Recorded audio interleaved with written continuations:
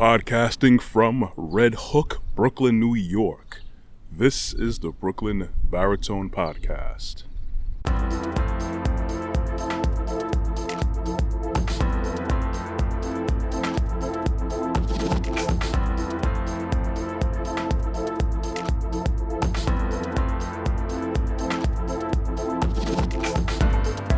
Good day, good morning, good afternoon, good evening, good night.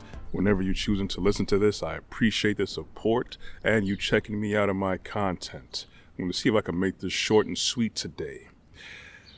You know what they say about problems. If you're not part of the solution, then you're part of the problem.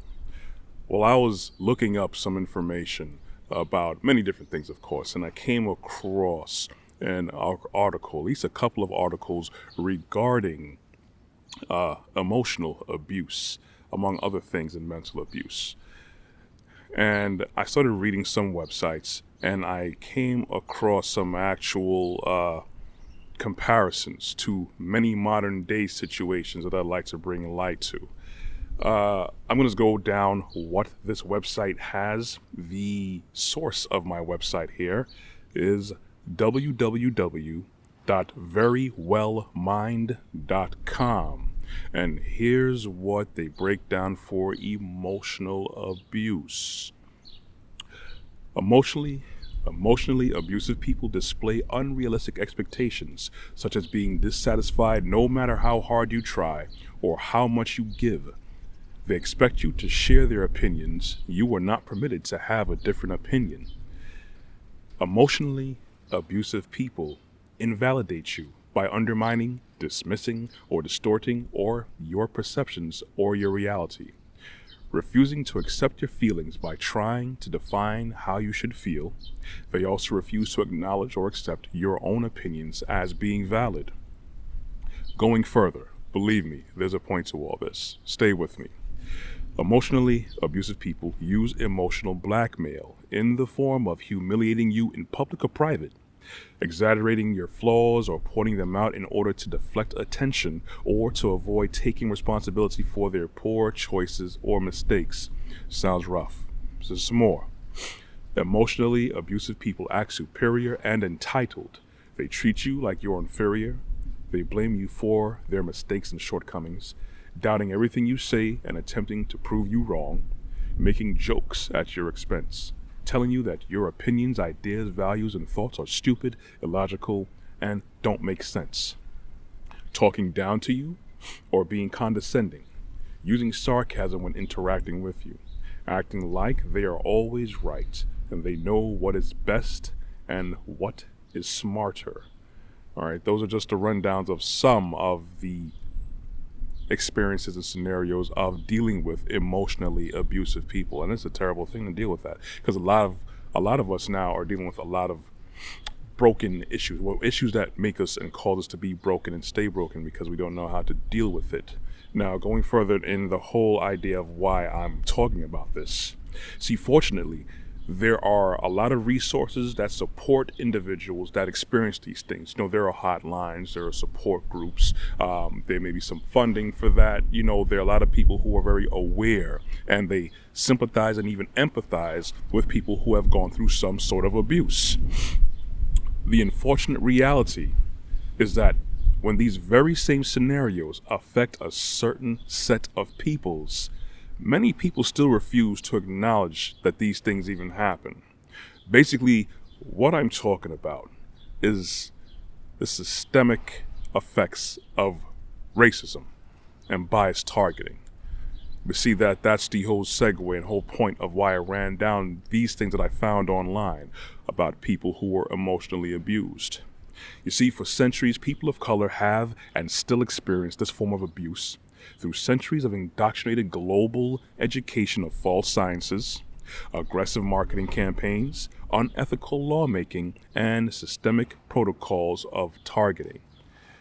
So these things are still felt, but at the same time, unfortunately, we still can't get over that hump. There are still people who refuse to acknowledge what's going on and what has happened. Hence why I said at the beginning of this podcast, you know what they say, If you're not part of the solution, then you're part of the problem. And the problem is that many people choose to jump on that bandwagon because they are either people who are benefiting from targeting and keeping people down, oppressive behavior, or they feel that they aren't going to be affected by it. Basically, it's rather it happened to those guys over there than it happens to me and my people. So the issue is that you have to realize it's a problem. In order to fix a problem, which there very much is a problem, you have to identify that there's a problem. There are many people, not just people of color, that are well aware that this problem is happening. There are people of color who experience these things every day, and there are people who are not of color that understand what happens, and they're very sensitive to these issues. And it's not like you want a pity party or you want to share your moments of crying in your Kool-Aid with someone. That's not the issue. The issue is realizing that there's a problem that's going on and it needs to be identified first and foremost to move forward. So there's many comments out there, you could say in social media or different online formats, and there are people who interact with you every day. You see it in the news, you see it in real life, that people just say, get over it.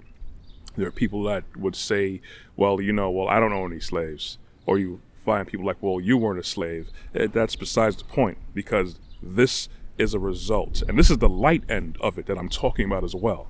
This is the light end of racism and slavery and everything involved in that and those despicable acts towards people of color. It's been a global thing, as I said, global indoctrination through education. There are many people who have been devastated from these acts. So the problem is that people don't see it as a problem. You have to see it's a problem first, and then you come up with a proper course of action. And then in order to fix a problem, identify, come up with a proper course of action, and then actually execute that course of action. So it could be in whatever form that you could possibly think of. Reparations, proper education, but at the same time, there's so many people that have so much hate ingrained in them. So many people who wish to stay ignorant. There are people who are ignorant because of what they're taught in their families. There are people who are ignorant because of what they are taught in real world. Because you have to understand that many statistics, a lot of the media tends to skew many things about people of color or whoever they choose to. So when people who don't get outside of their comfort zone of thinking and living, whatever they're spoon-fed is what they digest. Proper education is always going to be the key, because I'm very certain that there are people who probably didn't like someone. Doesn't have to be a person of color. Could have been anybody, a certain ethnic group or a certain class group, until they actually interacted with those people. And that's one thing that I would just slide in my experience with the military. That broke down a lot of barriers. Not saying that there were not racist or terrible people in there, but just the fact that you are forced now because you have a common theme just to get through the day and get through the mission. From people from all over the country and all over the world, we very quickly get past our differences. Now, I'm not saying that everyone should go join the military to educate themselves and be more sympathetic and empathetic towards your fellow man and brother, but all you have to do is come out your comfort zone. Now, some people, they choose to stay like that. They're going to be like that from the cradle to the grave. But I'm just going to be one of those extra voices that hopefully make you think about this whole thing about racism. It could have been like a 2-year segment that I could have done on this, on the atrocities and everything, but I'm not going to get into that. I just found it very funny that when I read the article about emotionally abused people, and I said, wow, that is the light end of what happened to people of color, not just in America, but all over the world. Think about that. But anyways, I wanted to make this kind of short and sweet. You could always check out my content and my podcasts on my website, which is www.brooklynbaritone.com. You could always catch me on my YouTube channel, which is on Brooklyn Baritone. You can also check me out on Instagram and Facebook. I'm also on the Google Play Store and the Apple iTunes Play Store. Thank you for checking me out. I pray you guys stay safe, be blessed to walk good. We will hear from you next week. And I may check out Steve's key lime pies. Anyways, I'm out.